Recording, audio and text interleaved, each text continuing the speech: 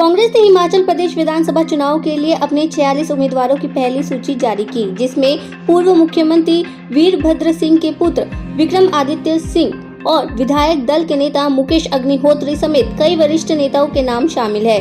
Party की ओर से जारी सूची के अनुसार विक्रमादित्य सिंह को उनकी मौजूदा सीट शिमला ग्रामीण से एक बार फिर टिकट दिया गया। वहीं विधानसभा में नेता प्रतिपक्ष मुकेश अग्निहोत्री को उनके मौजूदा विधानसभा क्षेत्र हरोली से उम्मीदवार बनाया गया। हिमाचल प्रदेश विधानसभा चुनाव के लिए भारतीय जनता पार्टी ने अपने उम्मीदवारों की पहली सूची जारी कर दी है। मुख्यमंत्री जयराम ठाकुर सिराज से चुनाव लड़ेंगे, तो चंबा से इंदिरा कपूर को टिकट दिया गया है। मल्लिकार्जुन खड़गे कांग्रेस के नए अध्यक्ष हो गए। पार्टी के अध्यक्ष पद के लिए हुए चुनाव में उन्होंने सांसद शशि थरूर को हरा दिया है। सूत्रों के अनुसार खड़गे को 7,897 वोट मिले हैं, जबकि शशि थरूर को करीब 1,000 वोट मिले हैं। मल्लिकार्जुन खड़गे ने 8 गुना ज्यादा वोटों से जीत हासिल की है। थरूर ने चिट्ठी लीक होने पर जताई निराशा। शशि थरूर ने चिट्ठी लीक होने पर ट्वीट करते हुए कहा है कि दुर्भाग्यपूर्ण था कि सीईए को भेजा गया आंतरिक पत्र मीडिया में लीक कर दिया गया है। मुझे उम्मीद है कि सलमान सोच की ओर से मांगे गए स्पष्टीकरण एक अनावश्यक विवाद को खत्म कर देगा। ये चुनाव कांग्रेस को मजबूत करने के लिए है, न कि इसे विभाजित करने के लिए।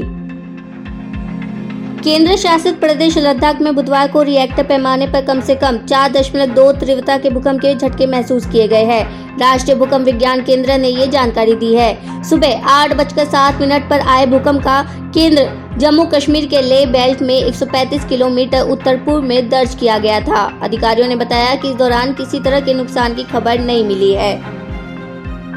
डिफेंस एक्सपो 2022 के उद्घाटन के बाद प्रधानमंत्री नरेंद्र मोदी ने गांधी के अडालाज में मिशन स्कूल एक्सीलेंस को लॉन्च किया है। प्रधानमंत्री कार्यालय का कहना है कि इस मिशन की परिकल्पना कुल 10,000 करोड़ रुपए के खर्च के साथ की गई है।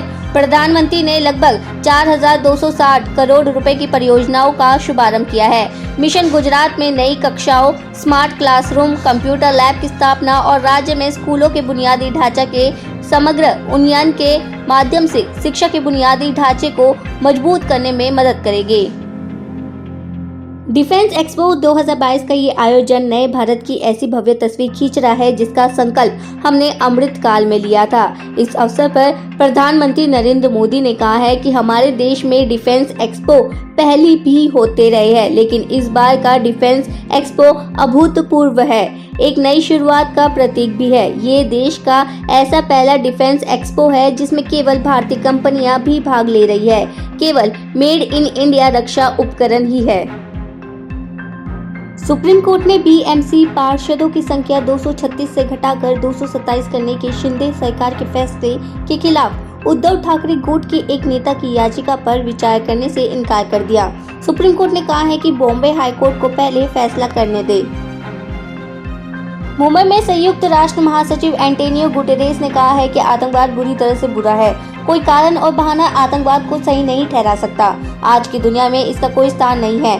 मुंबई से सबसे बर्बर आतंकवादी कृत्य हुआ, जहां 166 लोगों ने अपनी जान गंवाई। सुप्रीम कोर्ट ने मुख्तार अंसारी के बेटे अब्बास अंसारी की आर्म्स एक्ट मामले में गिरफ्तारी कर अगले आदेश तक रोक लगा दी। यूपी सरकार को नोटिस जारी कर 4 सप्ताह में जवाब मांगा है।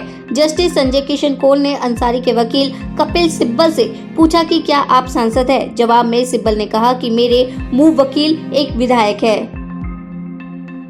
जामिया हिंसा मामले में बुधवार को सुप्रीम कोर्ट में सुनवाई हुई है। इस बीच शीर्ष अदालत में जामिया के छात्रों की तरफ से कॉलिन गोसाल्विस ने पुलिस लाठीचार्ज में घायल छात्रों द्वारा मुकदमा दर्ज कराने और निष्पक्ष जांच कराने की मांग की है। सुप्रीम कोर्ट ने दिल्ली हाई कोर्ट से कहा कि याचिकाकर्ताओं की मांग पर जल्द सुनवाई करे।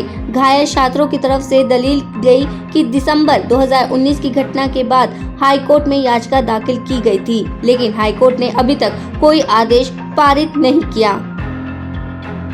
दिल्ली हाई कोर्ट ने 18 नवंबर को केंद्र की अग्निपथ योजना को चुनौती देने वाली याचिकाओं की सुनवाई के लिए सूचीबद्ध किया और रक्षा सेवाओं में पिछली भर्ती योजना के अनुसार बहाली और इनरोलमेंट की मांग की। केंद्र ने उन दलीलों पर एक जवाब दाखिल किया है जिसमें कहा गया है कि भारत के क्षेत्र की रक्षा करने के लिए चुस्त युवाओं और तकनीकी रूप से मजबूत सशस्त्र बलों की आवश्यकता है। जम्मू कश्मीर के शोपियां जिले में हुए सुरक्षा बलों और आतंकियों के बीच एनकाउंटर में एक गिरफ्तार हाइब्रिड आतंकवादी इमरान छापेमारी के दौरान मारा गया। गिरफ्तार हाइब्रिड आतंकवादी के खुलासे और पुलिस तथा सुरक्षा बलों की ओर से जारी लगातार छापेमारी के आधार पर नौगाम शोपियां में आतंकवादियों और सुरक्षा बलों के बीच एनकाउंटर शुरू हो गया, जिसमें हाइब्रिड आतंकवादी इमरान बशीर गनी मारा गया। पश्चिम बंगाल के मोमिनपुर दंगों की जांच एनआईए करेगी। एनआईए की 6 सदस्यीय टीम कोलकाता पहुंची। मोमिनपुर दंगे के खिलाफ एनआईए ने दिल्ली में प्राथमिकी दर्ज की है। मुंबई एयरपोर्ट पर कोरियर में आए 2 बड़े कंसाइनमेंट को डीआरआई ने जब्त किया। कोरियर में 89.5 किलो हाई क्वालिटी गांजा था, जिसकी कीमत 39.5 करोड़ है।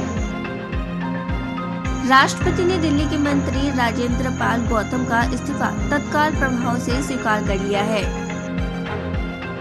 दिल्ली में एक बार फिर कोरोना की रफ्तार बढ़ रही है। दिल्ली में कोरोना के 141 नए मामले आए। कोरोना संक्रमण दर 2% हो गई है। हालांकि कोरोना के किसी मरीज की मौत नहीं हुई। दिल्ली में फिलहाल कोरोना के कुल सक्रिय मरीजों की संख्या 500 है और कंटेनमेंट जोन की संख्या 48 बनी हुई है।